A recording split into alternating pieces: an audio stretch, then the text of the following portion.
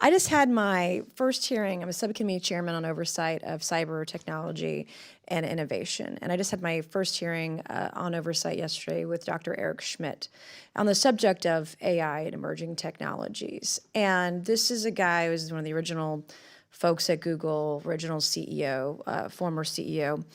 And he said that AI, the advent of AI, what's going to happen is going to transform the world, and it's going to be epic. It's going to happen fast.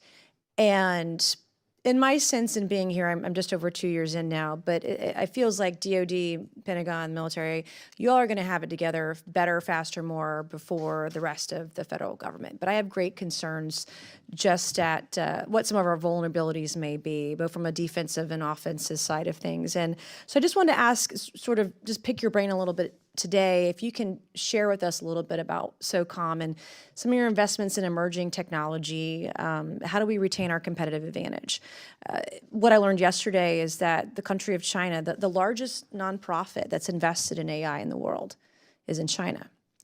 And so I'd just like to hear a little bit from you all, sort of your perspective, just kind of high level, and some of the emerging technologies that you all have seen us invest in, and kind of get your perspective on that too.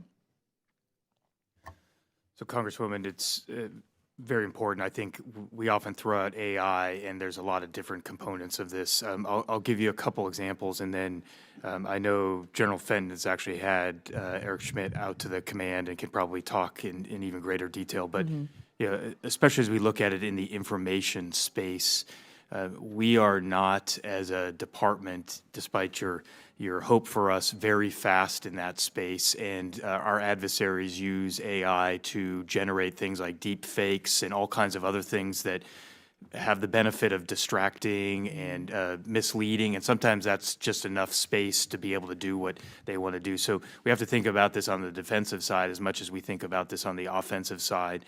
I think some of what we envision using AI for is to reduce some of the delays of human beings in the loop or on the loop. Some of that might be in the information space, but some of that could be in traditional warfighting capabilities or the ability to take in large quantities of data and gain situational awareness. But still, at some point, probably there's going to be a human being that makes a decision, especially as we talk about things that may be lethal or kinetic in that process. So there's an ethics piece of this. There's a functional man-machine interface that's going to have to be worked out. And there's also I think the question of which types of technology do you invest in to actually get the biggest bang for the buck, because if you choose wrongly, you may end up being even further behind. But maybe, yeah. And to your point too, it's not just software, it's hardware too. I mean, there are multiple components. There have to be, yes, human intelligence involved, but General.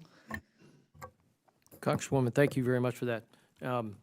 I'll go, it hits at the heart of where we're working to transform and our transform priority. And we have had a number of meetings with Dr. Schmidt and many of his teammates. And he's brilliant on this. Many others in that community. And I would start on a couple fronts. Artificial intelligence and what it brings in terms of the applications. First and foremost for us is about putting those applications over oceans of data that we have in the department, certainly from our counterterrorism years, but even before that, understanding of locations we've been in previously, all of that, and using those applications to crush that information, synthesize it for us, and get it to us with speed. And in special operations, we add an extra S to that with speed, soft speed, so we can make a decision faster, either for our teammates on the ground or at the mission command nodes. I think the second reason is that decision is important is because it allows us to not only make a decision, but put the effects to be achieved in the right place faster than any adversary. And that could be in the information operations domain, or it could be a kinetic domain, or any number, cyber and space. So I think you will absolutely see us continue to pursue it in that arena. And if folks asked even more, it would be natural language processing and things like picture generation. All of this is important. It's, yeah, it's generative, it's machine learning, it's all these things. It's all encompassing what we're learning. And I apologize for cutting you short, but this, to piggyback on that, the intersection of government and industry, like how is that going? Is that been more efficient in trying to make those decisions?